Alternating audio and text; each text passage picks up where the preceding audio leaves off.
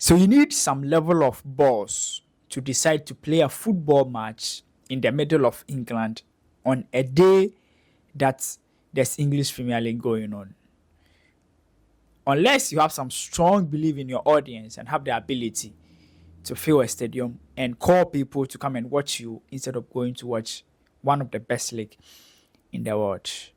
I'm talking about the Sidemen charity game. This is how a bunch of average footballers or a bunch of YouTubers came together and managed to fill a 90,000 capacity stadium on a day whilst there was English Premier League going on. How did they do it? And what impact does this have on the football community? My name is Delali Frank. You're welcome to Dell Soccer. In today's video, we're going to talk about how YouTubers are changing the football ecosystem and the lessons as a football community we can pick from. Without wasting much time, let's get straight into today's video. Right. So if you're watching this video and you have no idea about the Sidemen charity game, it's either you don't have internet, or you are living on a different planet, or you are 70 years old. That's the only reason why you've not heard of the famous Sidemen charity game that was played in England. So as a way of background story, this is a YouTube, like basically YouTubers who come together to play football games to raise money. That's okay, like it's pretty much normal. But when you go into details of it, then you realize that that's a huge and a big deal. First of all, they play the game in in the biggest and the most iconic stadium in England. That's the Wembley Sports Stadium. That's a 90,000 capacity. They used only 3 hours to fill that capacity. That's once they announced that the tickets are on sale, it took them 3 hours to sort out the tickets. Apart from that, the young men managed and went ahead to raise as much as £4 million for charity after they finished playing the game. And I was wondering, because when I saw the artwork, the game was going to happen on 8th March, 3 p.m. That was exactly the same time some matches were going on. As a matter of fact, Manchester City was playing Nottingham Forest on the same day in the same country. Do you know what that means? A proper football match between a Pep Guardiola team and a Nottingham Forest that are doing very well in the English Premier League. As a matter of fact, that should be one of the toughest games one can think of in this season's English Premier League. But those boys didn't care. They went ahead to play a football match, not being scared of people not showing up, and they managed to fill the stadium. On that same day, after the game, Pep Guardiola's Manchester City side lost to Nottingham Forest 1-0. One of the shockers. Well, if this is in Pep Guardiola, then they struggle, so you wouldn't be really surprised. But Nottingham beat Manchester City. After the game, guess what was trending on the day? Speed and his ridiculous penalty. Speed, a YouTuber who struggles to even understand the offside rule, runs for his life, but struggles to even kick the ball. What am I saying? I'm saying that these are individuals who have little knowledge or little talent about football, but they are making a lot of money, or they are very, very famous in the same industry and are now competing with the traditional sports. As a matter of fact, according to statistics, the average YouTuber or the average viewer on YouTube is around 23 years old, whilst the average English Premier League viewer is around 40 years old. That means that, you will not care about how these YouTubers are managing to get people to come and watch them. But the worrying or the concern is that they have that ability to convince the younger generation to come and watch them.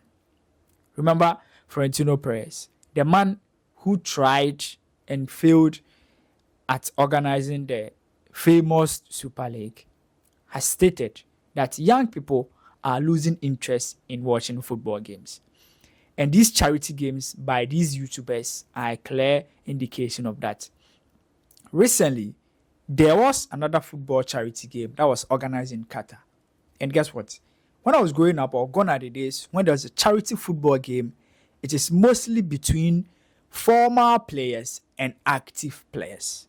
There was nothing like YouTubers, influencers. There was nothing like that. But now, you can't have a successful charity game that will blow the internet without including the YouTubers. Sometimes it's more YouTubers and few football players. So there's more YouTubers, and then they'll ask Thierry Henry, Iniesta, and a few players who have actually played the game. Why? Because the younger guy, the young boy going around watching the internet would prefer to watch Speed play Logan Paul or Mr. Beast over Thierry Henry. The CBS Sports Show, their famous Champions League night that everybody consumes on the internet, went as far as convincing Thierry Henry to speak to Speed to come onto their show. It tells you the level of power these YouTubers have. What they are doing, is it really going to worry football? Or what can football learn from it? Let's talk about what can football learn from it. First of all, these guys are packaging the sports in a different way to their consumers. They are not football stars.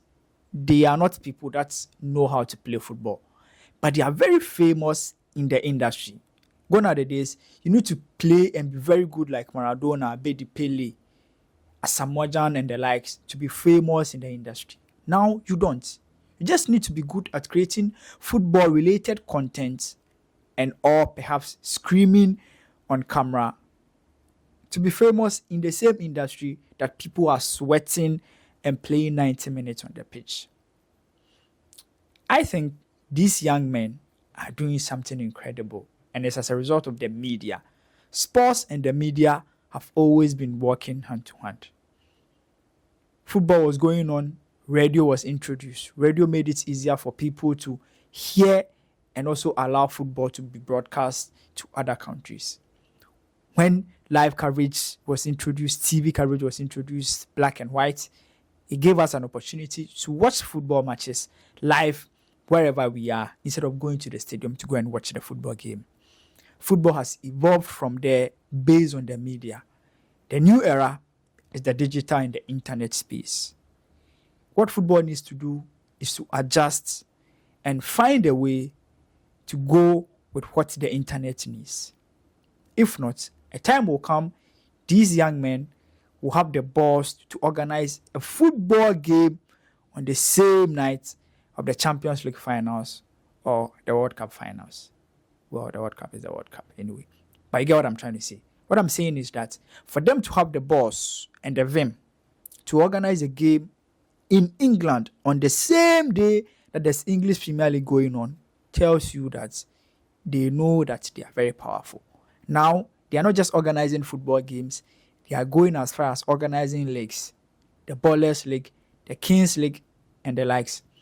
These are leagues that on an average on the internet give them as much as 2 million views per game.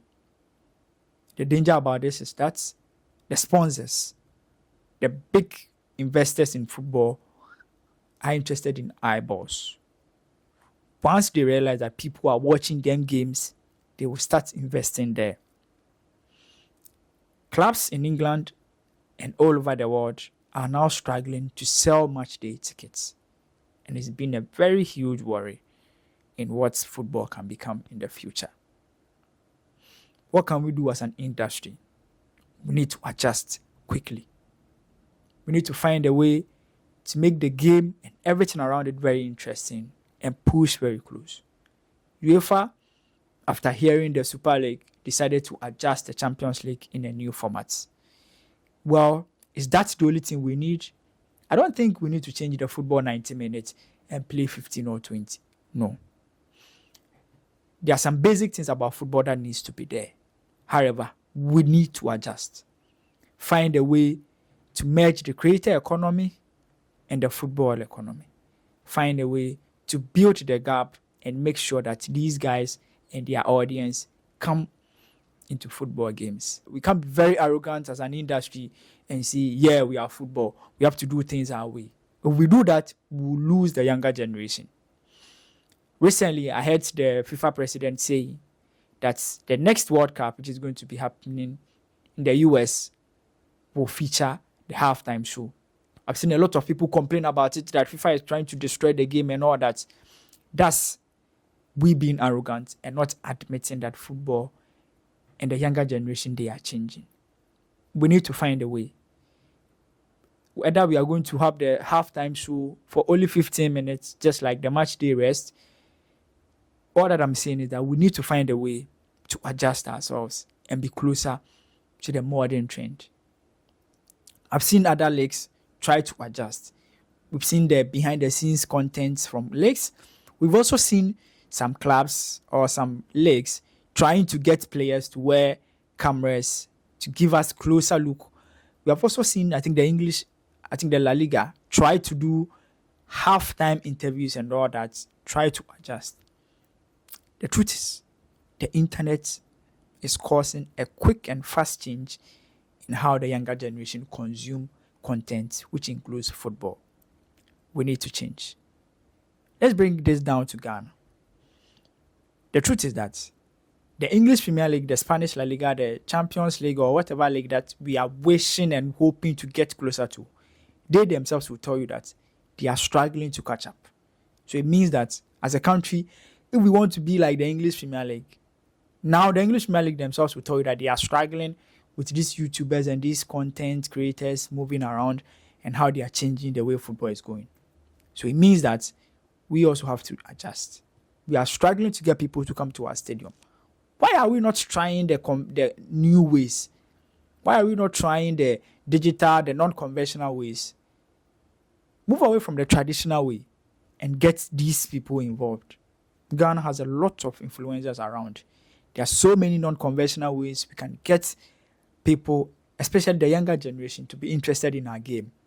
One, we can start by getting their interest on the internet. I always say that it starts from the internet. When the people when the conversation grows on the internet, it will force them to come to the stadium. Here, the conversation is not even on the internet, neither is it even on the pitch. On-site fans, that's those that will come to the stadium, it is established that they are around 40 years old. According to statistics, the average football fan is around 40 years old. Who comes to the stadium is around 30 to 40 years old. That means that the older generation will come to the stadium. What about the younger generation that talks on the internet? We've lost them too. Football is changing. I don't think these YouTubers will destroy the game. The World Cup finals will remain to be the World Cup finals. The AFCON finals will always remain to be the AFCON finals. Stadium will be packed. But what we need to do is to adjust ourselves. Take a clue from these YouTubers and what they are doing. And let's build our sports so that we don't lose the younger generation. My name is Delali Frank. Let me know what you think in the comment section. Until we meet again, bye-bye for now.